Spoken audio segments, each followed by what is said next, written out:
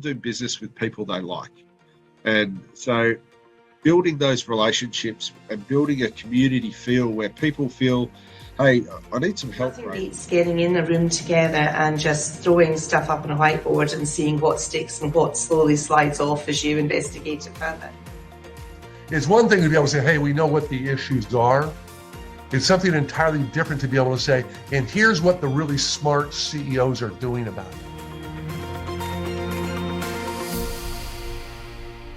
This is a discussion that I have been looking forward to for a while, mainly because I know I'm going to learn a lot. Today I'm talking to Sharbani Dhar.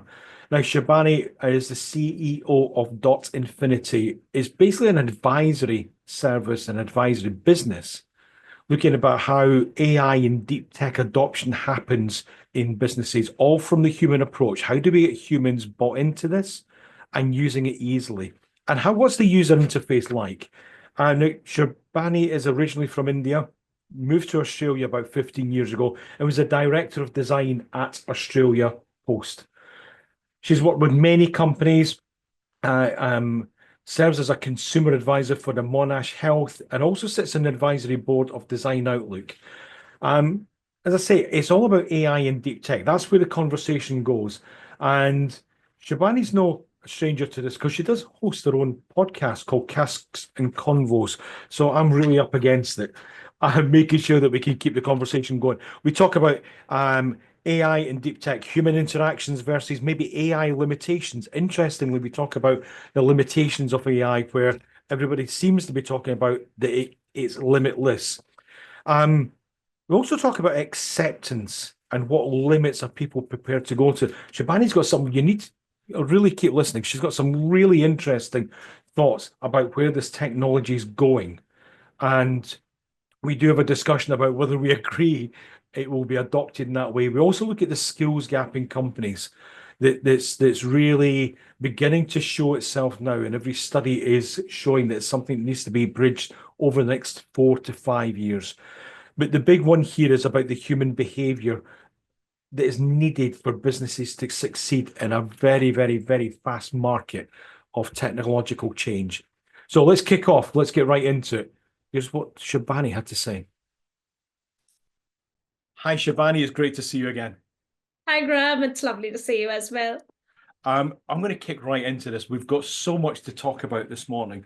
We're going to talk about kind of your background and what you get involved with. But right away, I know that you get involved in the AI and deep tech area.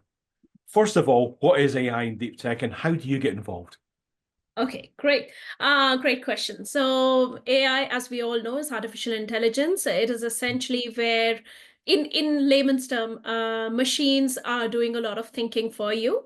And deep tech is essentially the kind of technology which, for example, quantum computing, blockchain, crypto, as well as advanced materials, nanotechnology, these kind of technologies which require significant R&D and which have high barriers to entry. First of all, unlike traditional technology, they are highly regulated as of now, and there's a lot which is still not known, and the areas are quite fuzzy. So we are not experts in that. Let me just put that disclaimer out there right away.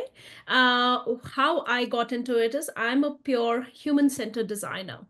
My job is to bridge the gap between humans and technology using design. And when it comes to AI and deep tech, that's an area which is still fuzzy for all of us. There are different layers which all of us know about. So what we try to do is get a comprehensive team of people together who are experts in different realms of these technologies to help ease that gap and help bridge that gap with the right kind of advice for organizations. I'm glad you're saying it's fuzzy for you guys as well, is because it seems to be that way for most. There seems to be more questions than answers at the moment. How did you get into this?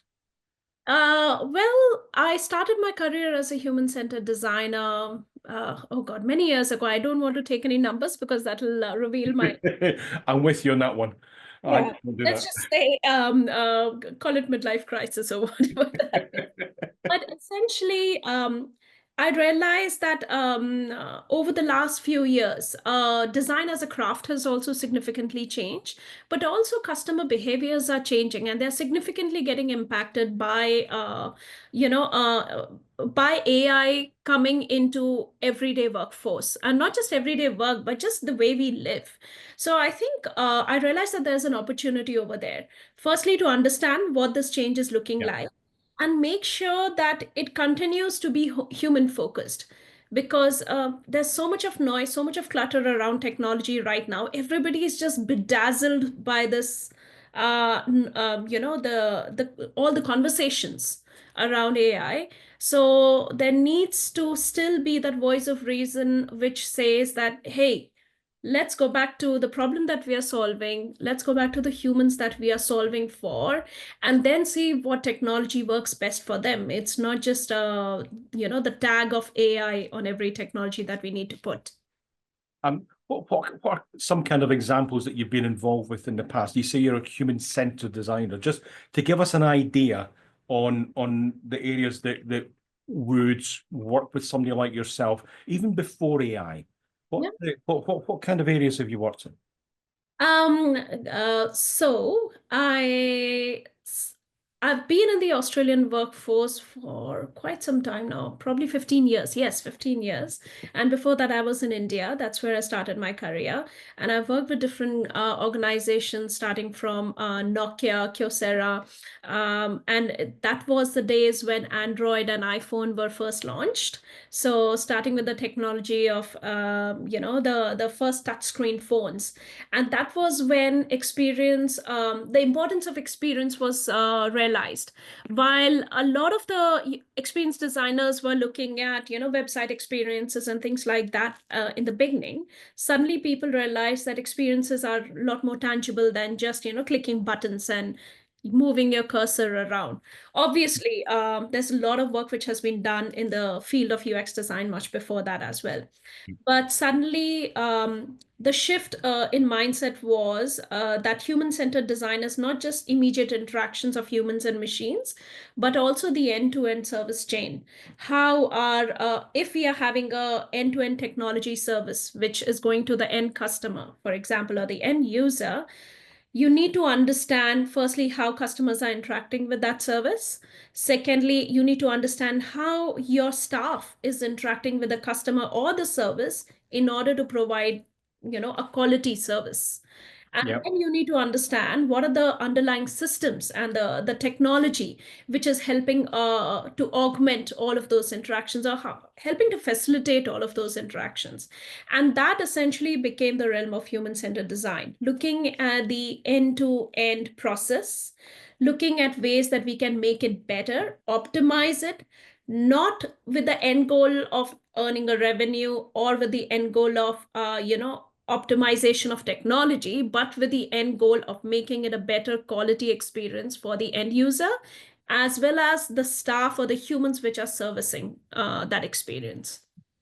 So that's essentially the core of human-centered design. And when it comes to my experience specifically, I've worked in different industries. After I came to Australia, also I worked with ANZ Bank. I worked with Telstra, a mobile company. Then my recent most experience was at Australia Post as well, before I started my own company. So it's been across different domains, technology, banking, mobile, logistics. But the underlying thing has been, how can we make a service better for the end customer? And that has been paramount in the way I do things. I get that we might not be able to use any names. I'm curious, what kind of things are we looking at specifically? What's maybe an interaction I've had with technology or with one of these companies, or a company, let's say a company, that you would maybe have been involved with? I think the most obvious example I give is, the simple notification that you get on your phone saying your parcel's on its way when you have done some online shopping, ordered something on Amazon. There is an entire chain of experiences that happens in the background, right from the point of time where you need to find it easy to find what you want to buy on the web, to somebody looking at the logistic side of it and making sure that that thing is available to you, and then you doing the payment for that thing, and then it going through the logistics chain, and you keep continuously getting those notifications that, okay, this is where it's at. You should be expecting it tomorrow, then you should be expecting it in the next 2 hours. And then once you get it, and if you don't get it, you're reaching out to help and support. So that is the end-to-end experience that was from Australia Post, and that was essentially my team which designed it. So every time you get the next notification, you will know that that's that's a really good example, because I suppose when we don't know what's happening, that's where as humans we become a little bit unsettled. I'm also curious on that, because we deal with a lot with sales teams. How do you know that it's enough notifications and not too many? That is exactly the point. Human behavior is so complex. So you need to spend a lot of effort in understanding what is too much versus just right. And that is, we did extensive amount of studies to understand that. And when I say studies, it sounds as if, we were rifling through books and lots of white papers, nothing like that. More about, we were talking to end customers, we were observing their behaviors. And it's not something which you would know in a day. It is something which we kept refining over the years while we were there, studying our customers, talking to them, talking also to the merchants, what's important for them. So keeping all of these goals in mind, and then essentially trying to provide the best experience. But yeah, of course, there's a lot of trials and errors, not just in terms of how much information or how little information, but also how we convey that information. What wording is right, what creates panic, what creates ambiguity and confusion, all of that. And all of that impacts the business bottom line as well, something which we don't realize often. Yeah, it's how's AI impacted? I mean, right away, I'm thinking, hold on a minute. If we're thinking about user experience, we can kind of almost prompt an AI generator to come up with a certain persona and almost mimic the customer experience to give you more information. Is that possible? Yes, it is possible. And I would say we have to tread very carefully in that space. So what you're talking about is nothing but synthetic users. And this is a much debated concept in the community right now. So a lot of organizations try to make synthetic users who you can ask questions to about your product, or it's supposedly a marketing tool as well to gauge the market readiness of the product. But at the end of the day, you are essentially basing your decisions on a fake data set. So it's really important to see how your synthetic users have been created, what data set they're using, and who are they mimicking. Is the database bias free? Or is it talking to only a certain demographic, or has it created only a certain typical demographic of synthetic users? So yeah, it's something which needs to be tread very carefully. So yes, synthetic users are useful, but I would say they are more useful just to what do you call, soundboard an idea, more than really test the validity of it. So you could maybe use that as a starting point, and then begin to say, I like that, synthetic users. I learn something in every single discussion I have. I can use that now and sound quite smart. That's great. So what's the kind of things that do we think that AI couldn't replace that you've seen so far? That couldn't replace that humans do, or let's not say couldn't, because we know where technology goes. We're that far away from it. Okay. I love this question because it's very close to my heart. And this is something which I started thinking about literally from the first time that I interacted with ChatGPT. And I wouldn't say AI, because AI has been there for many years. But when I started to use ChatGPT, I was blown away. And I was like, oh my God, if this is the way it is, will it replace our jobs? And that got me thinking, and I'd also talked to a lot of leaders in the field, cross-functional leaders as well. And I realized three things that really fundamental to being human. One is empathy, being able to feel or relate to what the other person is, going through. The other is curiosity, being able to look at the not so obvious in that crowd of obvious. And then the third thing is community, being able to come together as a community, take decisions as a community, and solve for each other's problems. And these three things are so fundamentally human, no AI can replace that. AI can mimic empathy, but it can't really be empathetic.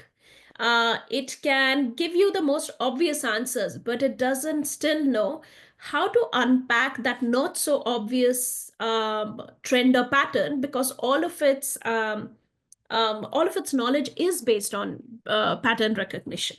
Yeah.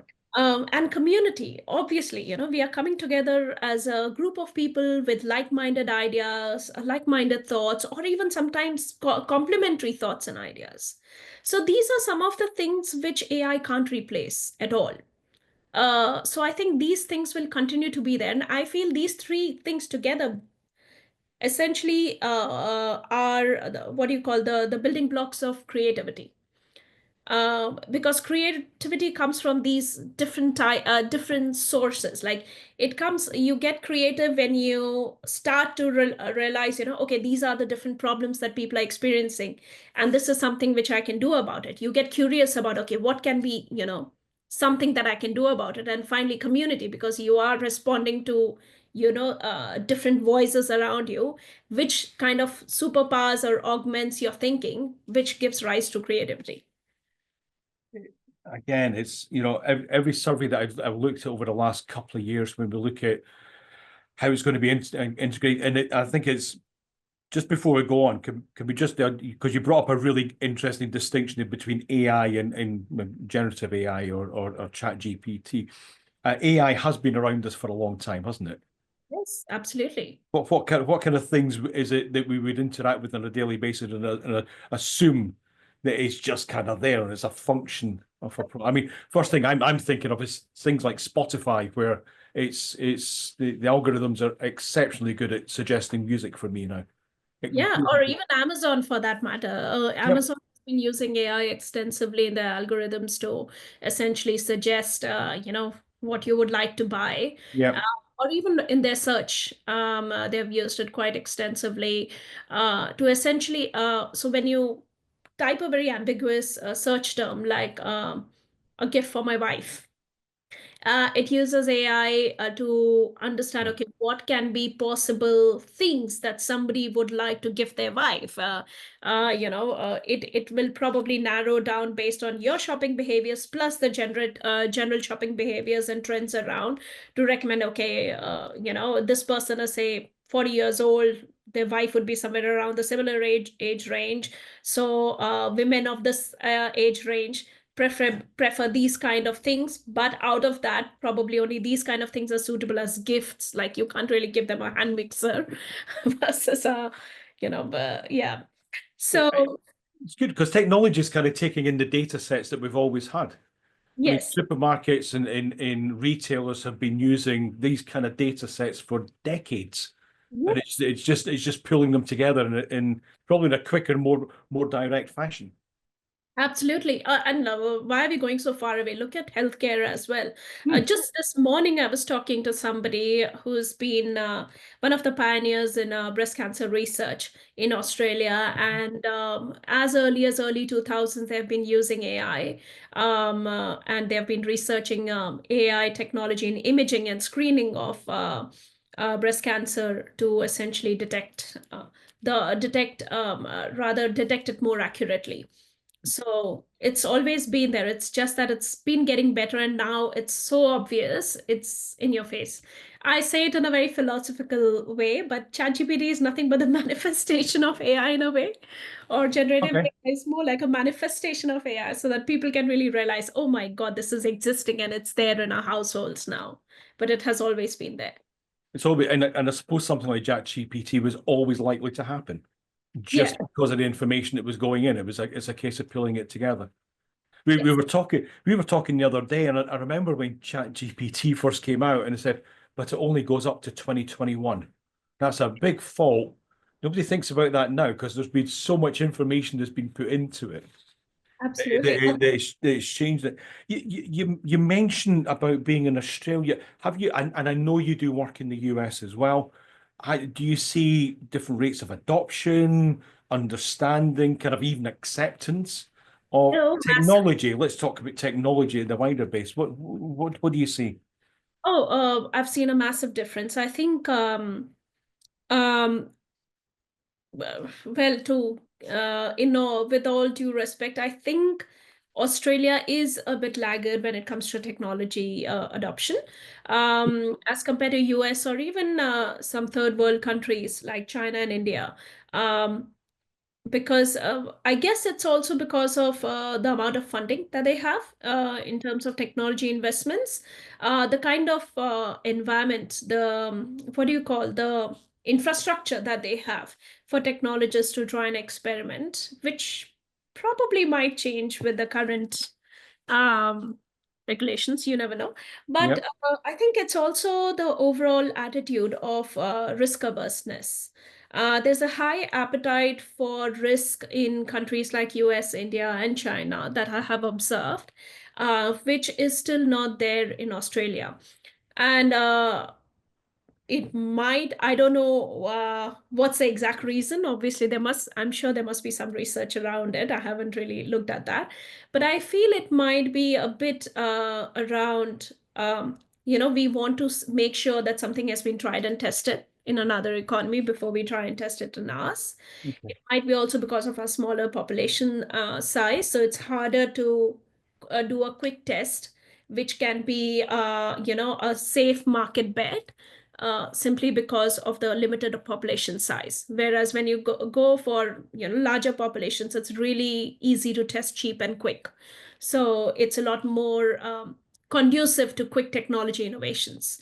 And it might also be because a lot of the technology discourse is still limited to a lot of government organizations, especially when it comes to innovation, because that's where most of the funding is there.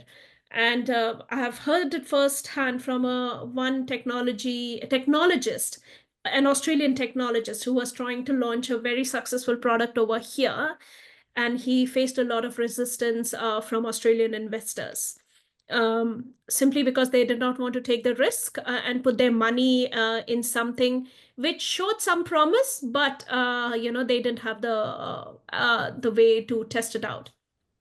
The same person went to the US. They not only successfully launched their product, but they were quickly bought over by Apple, and now it's a core Apple product. Wow. So that's the amount of opportunity that we miss on a everyday basis in Australia. With that in mind, is there something that you think we're so far behind here, if we don't catch up or adopt it soon, we're going to be, it's going to make a significant difference to how businesses operate or how we trade? Is there anything that you're seeing out there that we think we've got to get onto this? There's a lot that should change, but I think one of the main things is our appetite for risk. And that appetite for risk, look, everybody wants to take a risk, right? It's not that investors in other countries or even fund managers in other countries are just jumping off a cliff when it comes to taking a risk. They are looking at, what are the different parameters, which makes it a slightly more safer bet than others. And I think one of the core parameters is looking at the market adoption, or how successful this will be. And in order to do that, you need to understand human behavior the best. So I think that is one way that we can open ourselves more and feel a bit more safer when we are trying to take a risk as an organization or as an investor or even as a government. How do we make sure that we have tapped onto the human behaviors? How do we make sure that we understand the end customer, and then take a bet which we feel confident about? And there are so many ways to do it. There are so many ways now to test it out instead of just doing a mass market study. Right. So I think that is a very important way. And of course, now with AI and predictive technologies, there are so many more ways to predict the success or the failure of something. There's there's so much of data which, if cleaned up and if understood the right way, if analyzed the right way, can give us so many answers, which can help mitigate risks and help us take faster and quicker bets on things and get ahead. And of course, the last thing is obviously having the right, what do you call it? The ecosystem Yeah. for technologists, or even for that matter, any innovator, having that right incubation space where you feel that you've got the protection from the government to take risks. You've got the right kind of ecosystem to experiment a lot, and also the right kind of infrastructure to experiment. It's a really interesting point, because now I come to think about kind of the culture, and this isn't a criticism. The culture in Australia tends to be fairly risk averse. You know, Yes. we're looking for stability all the time. You've seen that in the economy. You've seen that in property. You see that there's kind of that pull away and want more certainty. Yes. I think, and that's not a bad thing. No, not at all. And that comes because as humans, we do want stability. We want that assurance. Yeah. We want to feel safe. And I think countries, and this is just my viewpoint over here, people take a risk in two cases. One is when they've got too much of money that they feel that it's okay to take a risk, or they don't have anything that they feel that I'm not going to lose anything by taking the risk. I've never seen the middle class probably taking a lot of risk, because obviously everything is dependent on the 9 to 5. And same comes if you blow it up in a macro size. The same is true about, I feel, countries as well. US has got a lot of money, so I would say they are okay to take a lot of risks in different realms of the technology. And also now they have got that mindset where everything can possibly be a possibility for the future in terms of defense, in terms of healthcare and whatnot. Countries like India and China started from a point of we've got nothing to lose. Yeah. We have to catch up to this race, otherwise we'll lose everything. We'll start to get dominated by the first world countries. So that was where they came up with their thing. I think Australia, where we've got beautiful beaches and great wealth under the earth as well, Yeah. we've been a very safe country. So there was never a need for us to take a risk. So probably that mindset has kind of, what do you call it, ingrained itself through generations. It is. When there was the launch of DeepSeek recently, you saw that shift in even just some of the governments being a little bit unsettled, that they maybe weren't as up to speed on things as possible. So they were prepared to take more risks. There was more pressure. So I think sometimes there's that fear of being left behind. Yes. Is a big one. And Australia seems to kind of sit there and go, we'll choose the best bits of it. We'll choose the best bits. Fair, some of the very good products have come from Australia. Yeah. And some really great products. You look at Canva, you look at Atlassian, they are phenomenal. And even when you look at the way our infrastructure is, when you look at even older organizations, like traditional organizations like Telstra and Australia Post, Telstra has got the biggest, what do you call, physical network in the world, in terms of, if you look at I forgot the word for it, I'm sorry, the cable network in the world. So imagine the amount of effort, amount of strategy, and amount of infrastructure, as well as amount of technology that they would have utilized to lay that lay something of such scale to make sure that every Australian is connected. Similarly, when you look at Australia Post, it services some of the remotest communities in the world. There are some communities which might be like 800 kilometers from the nearest town, and they still manage to service those communities. Think about the kind of, work that might have gone to service that.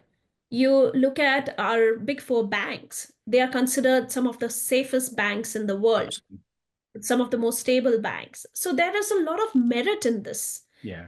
Now the time and economy is such that we need to capitalize on all of this and think, how do we move forward from here? I remember watching, when I first came here just a few years ago, watching a documentary on the Sydney Harbour Bridge. And I'm going through kind of the design of the bridge and how it was almost illogical to make it that wide at that point in time, because it was just absolutely, it was extravagant. It just wasn't needed. But the thought process was, by linking the north and the south parts of the city, it was going to just increase and increase. And you can see it now. It's lasted, it's 100 years, coming up close to it. But it's been built kind of with that future put in mind. Yes, and even if you look at Sydney Opera House, for that matter, now that you mention it, the way that has been designed and constructed, the construction technology which was used, for many years, it was thought that that would not come to fruition. But the problem solving that went through it, and the way they eventually came up with those petals, it's a marvel in itself. I just walking through it, just watching how it, or looking at how it's been constructed from the inside, is just, it's phenomenal. It's absolutely marvelous. Looking about, we talk about kind of experience and how we engage with things. What do you think the experience is going to be? We could look at technologies. What do we think the technologies are coming out? But what do we think? How do we think we're going to experience all these new technologies coming out going forward? Look, it's rapidly evolving, and something which I feel would happen more and more is technology is going to be more and more invisible, or at least when you look at quality experiences, you wouldn't see that layer of technology in the middle. It'll just be so ubiquitous, it'll be so around you, that you wouldn't even feel that you are trying to interact with a virtual medium. It'll just become more of a part embedded in your life. A very simple example would be the Meta glasses. I recently I have it right next to me over here. So I got these glasses as a giveaway at the CES conference when I'd gone there. I love this giveaway, by the way. And it's a simple pair of glasses, but it's got some smarts to it. It's powered by Meta. And while I'm walking, firstly, I don't need to put on earphones. I can just listen to music while wearing my sunnies. And whenever I get a message and things like that, it reads me out the message that I've got. And then if I want to take any photos or videos, I just need to say, hey, Meta, take a photo. And it does. So I don't have to take out a different device. I don't have to take out my phone. I don't have to, look at my watch to know the time and things like that. So it's getting more and more ubiquitous. Right now it's through these glasses. Tomorrow it might be something else. I think there is a company, I'm not going to take any names, but it's building technology where there's a chip which is injected into you. And then it's literally making sure that all your data is there with you. And it conveys that data through literally a disk which talks to you. And you don't always need your phone for it. So there are a lot of things which are happening, and especially in invisible tech, it's happening all the more. And that's the future, where technology stops existing right in front of your eyes, but becomes embedded in your life. As a human behavior kind of specialist, where do we stop on this? Because as soon as you say injecting a chip into your, like, oh God, this is deep sci-fi stuff. Yes. I don't know if I don't mind wearing the glasses, and I remember Google glasses coming out years ago, and that technology being used elsewhere, but as it wasn't fully adopted. But we know it's injecting something into us. You never know. It depends on what it promises. I think it's about what do I get in return versus what I need to do. So, and that definition also keeps evolving and changing. People get more and more comfortable with new technology. I remember there was a time when people were, just scared of apps on the phone because they were like, oh, I'm not going to log into my app because it's going to take all my data and it's going to, monitor my activity on the phone. And now people find it secure to interact with an app versus versus a website. In the same way, there was so much of noise about AI and oh my God, AI will rule our lives and all. But now everybody, literally every second person is using some or the other form of AI tool. They haven't even changed the data settings on that to make it more private. They are just interacting with it without even thinking that they are giving their data out. And same with a lot of other technology. Your phone, if I look at your Facebook profile, I would probably know everything about you. Or even if I look at Instagram, I would know what your house looks like. I might be able to pinpoint your location. I might know whether you have a dog in your house or not. I would know your buying behaviors, which in turn will tell me a lot about your overall behavior. By the way you talk, the way you interact with people, I would probably know, what triggers you, what doesn't trigger you, what kind of a person you are. It is all over already. So I think people are just keep getting more and more comfortable with the penetration of technology in their lives, and it's going to be more. So don't be surprised if we are ruled by chips very soon. When all this kind of kicked off a couple of years ago, when it became kind of front and center, we went really big at this was good. It was out. There was no point resisting it. It was there. And I suppose, as you say, our information's out there anyway. It's about how we use it now, more than anything else. So whether it's something injected or a pair of glasses or another app or whatever it is, it's just about how we use it, all that data. Okay. Back into company, but there's a general feeling that there's a big skills gap now with companies about kind of what's needed going forward. Everything I've seen is, the workforce is going to grow. I know we've spoken about this before, that any kind of technological from the industrial revolution has created jobs. It's different jobs. Yes.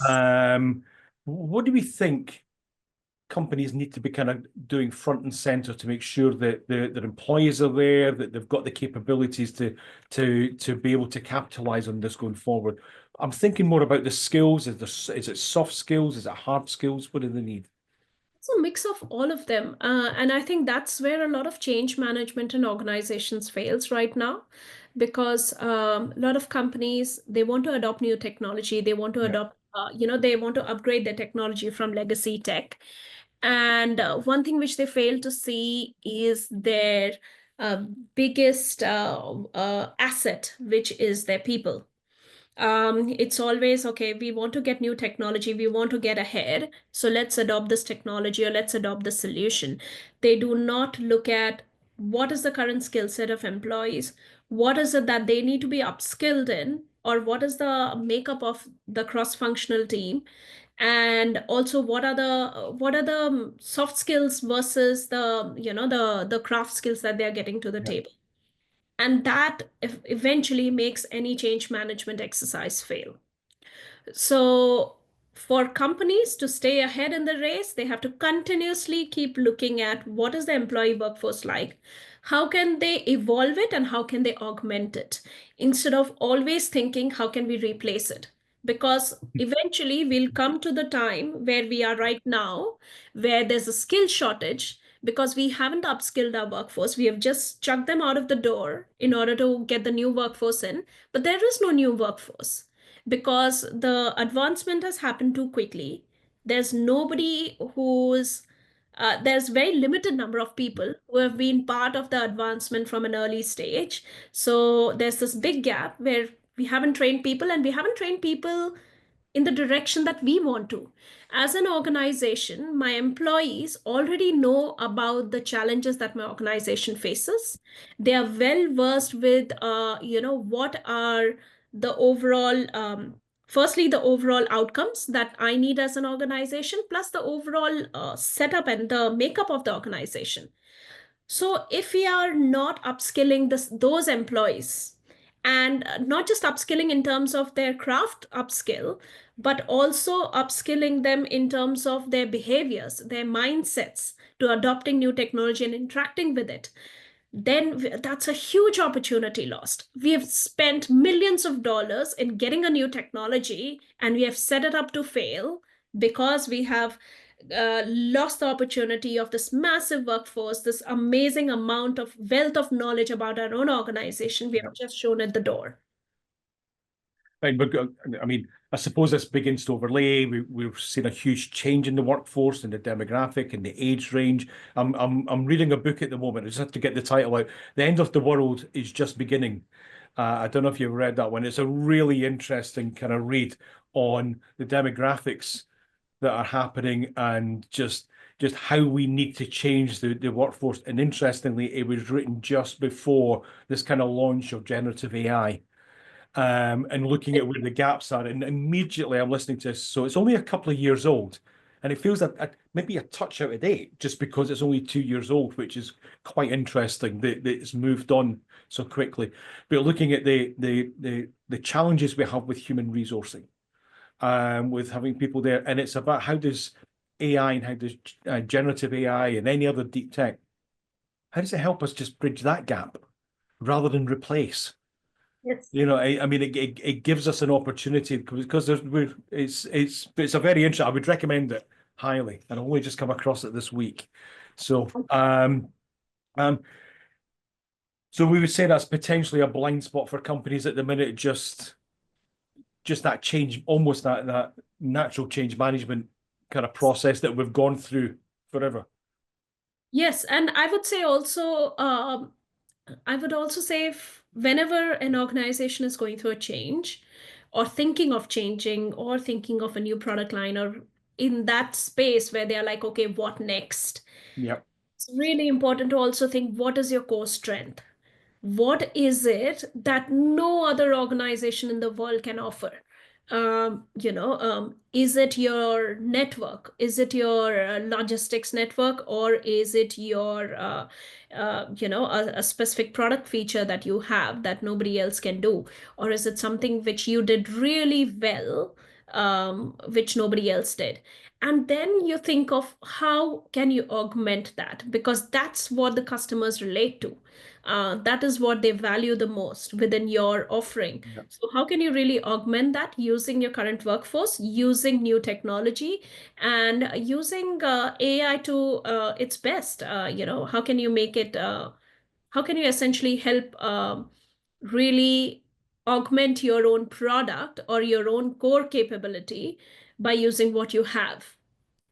I think that's really important. Wait, just between us, how do you keep on top of this? How do you? I mean, because this is where you're working. How do you wake up in the morning and think, like, okay, I need to be double checking that what I know is still what I know, and what I know is not what I knew yesterday, and there's something else that I should know. How do you do it, Sharbani? I must say that I don't do a very good job of it, but I try my best by just surrounding myself with people who know the best. I think it's always the same thing that you do. Continuously keep talking to people and keep expanding your your learning. I love learning, and I love evolving my own knowledge by whatever I see around me and welcoming new perspectives. I love a good dialogue. I love a good debate. So, and I think we should continue to do that. And one thing is, I think you only mentioned in the last time that we talked, and I think that's so important, listening to that other perspective. Taking that time out, if you have a certain opinion on something, just taking the time out by understanding what the other absolutely positive perspective has to say. Yeah, it's an art. I think I told you I used to love buying newspapers on a Sunday when we read newspapers. I would buy completely opposite kind of opinionated newspapers like the Observer and the Telegraph in the UK and sit and read them. Sit and read them both. Sit and read an article or a news story or an opinion piece from one and go straight to the other and say, what are they saying about it? and then make up my mind. I miss that age of newspapers Ah, so much. Just that act of, we used to get, I think we used to get a couple of newspapers in our house as well when we were kids. There was this one which was very left-centric, and, yep. and it used to especially focus on news of a certain kind. And then there was another one which was a bit more right-centric. And I remember that because we used to get both in our house back in India.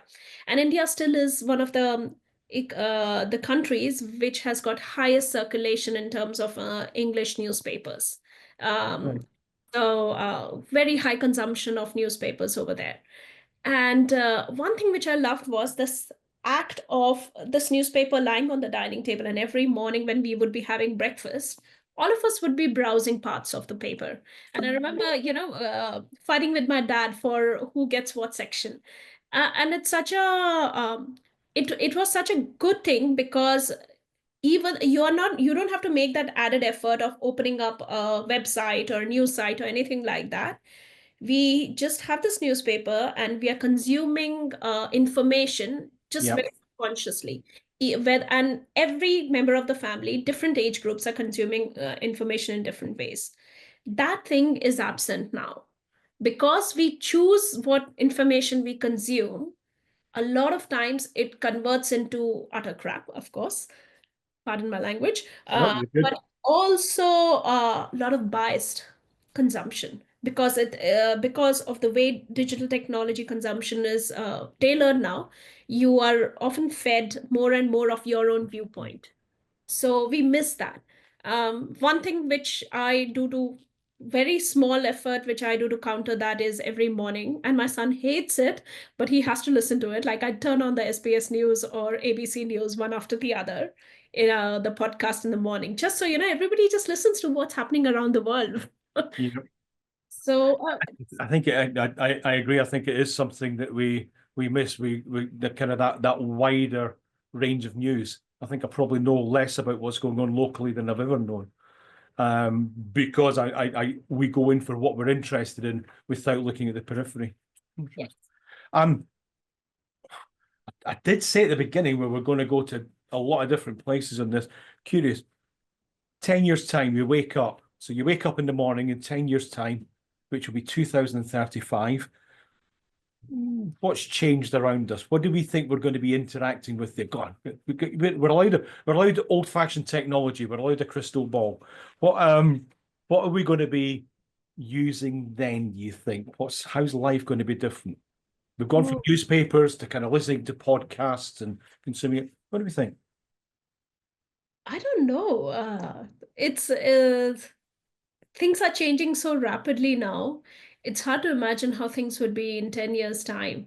But as I said earlier, I think it's going to be more and more invisible. I would probably not be sitting in front of a laptop like this. I would be just talking to something and things would be happening in the background.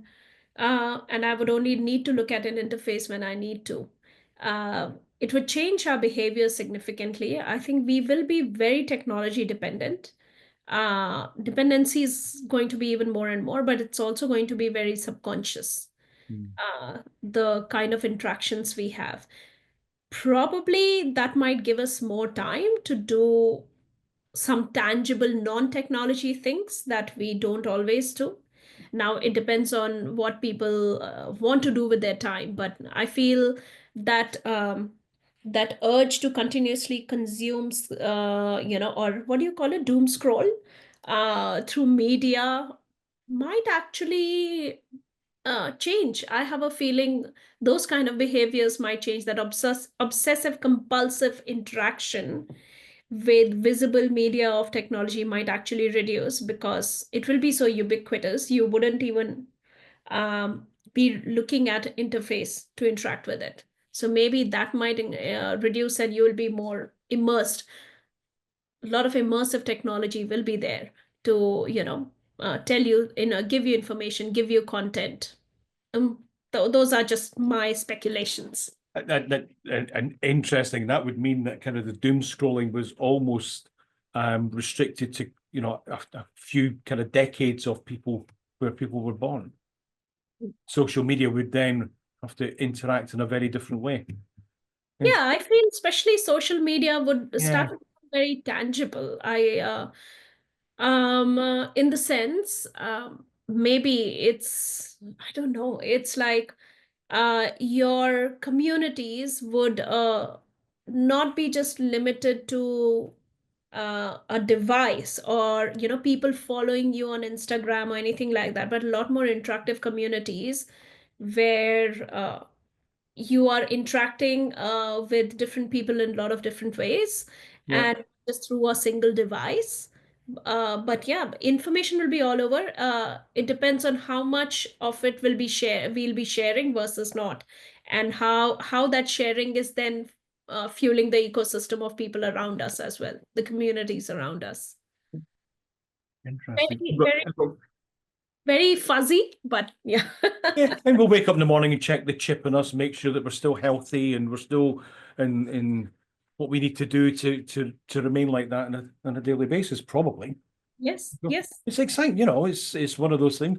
But that Maybe is the thing. We wouldn't even need to check because the chip will be already telling us, or probably it would have it would have already highlighted what we should be eating for breakfast based on our blood oxygen levels the previous night or something like that. Yeah, hurry up, drink water. Right. We always finish kind of with a last couple of questions. Mhm. And I think just where the discussion has gone today is quite interesting on what traits. We always look at kind of what traits do people need. Just say they were starting off a little bit earlier in their career, and what traits have we learned and behaviors have we learned that's really helped us. I'm wondering, what do we need going forward? What are the kind of things that you mentioned? Curiosity before Mhm. is potentially a big one that we need going forward. But what do you think? Just to be able to deal with the amount of change that's coming up. I think continue to keep your focus on humans and being human. What does that mean? Is as an individual, making sure that you are not letting go of your qualities of empathy, curiosity, and your communities, staying connected to your communities, Yeah. not just virtual but physical communities. As an organization, what staying connected to the people within your organization, and not just looking at technology with rose-colored glasses, but looking at who are your customers, who are your employees, and how do you continue to problem solve for them instead of getting the latest gadget in. And yeah, I think those being human is one thing which we should continue to do to navigate any change. I think when we talk about technology at times, there's almost this assumption that it's going to separate us. But you talked about physical community there. Yeah, How important that still is. it's yes, in a way. Yeah, it's just about being very conscious of the fact that technology can actually separate you from yourself as well as a community around you. So making that conscious effort to use technology as a connector, not as a separator, not use it as an isolator, but essentially use it as a connection builder. I love that. Use it as a connector, not a separator. Final question, I promise. A I don't know. challenge. We always set a challenge. Just with your experience. A challenge that, what would we ask people to try and do? Something that they wouldn't necessarily do instinctively. We've had a few people on quite recently on the podcast. I remember Russell spoke about how to reach out to, the most senior executives on LinkedIn that you would love to speak to the company. Just reach out and do it a very specific way. Remember Terry spoke about going into a room that you feel that, the imposter syndrome kicks in. You don't think you should be in there, but get yourself into a room where you know that you're not the smartest person in the room and see what happens around you. What's a challenge that you would lay down to us to maybe try out in the next 7 to 14 days? I would say I think there's a lot of wealth in the opposite perspective. So if there's somebody around you, whether it's in your organization or in your friend circle or anything like that, who has completely opposing views to your own, who has a completely different value system to yours, or somebody who you just can't stand, probably take them out for a coffee or spend 30 minutes with them without talking about work or the usual things that you do. Get to know that person and try to find one thing that you can really connect with that person. I think there is so much of an opportunity over there. And one of the most lasting friendships that I have made has been because there was this person that I had a massive conflict at work with, and I've generally never had conflicts at work with, and I did have this with this person, and I was like, what's going on? And then I asked him out for a coffee, and we had some really good conversations, and this was years ago, over a decade ago, I think. And today I count him as one of the closest friends that I have, in a way. And in the workforce as well, we both have worked towards, contributing and uplifting each other in a lot of various ways. So I think you get a wealth of perspective, you get some lasting friendships, and even if you don't, I think you just get a very different, you get empathy towards a very different viewpoint that you wouldn't have had before. Thank you for that. I suppose we probably need to be a little bit braver to be able to step out to do that. But one thing we talk about consistently in the office is just because we don't agree with someone or they've got a different viewpoint doesn't make them wrong in everything. And I think sometimes there is, especially with media nowadays, it's the other person's always wrong. And that's not the case. And that kind of shuts us down. That closes us down. Sharbani, it's been, I did say to you it was going to be long and it was going to be in depth. Thank you so much for your time. It's been wonderful getting some of your insights, and hopefully we can have you back on again. Thank you so much. It was amazing talking to you. Thanks a lot for having me. Speak to you again soon.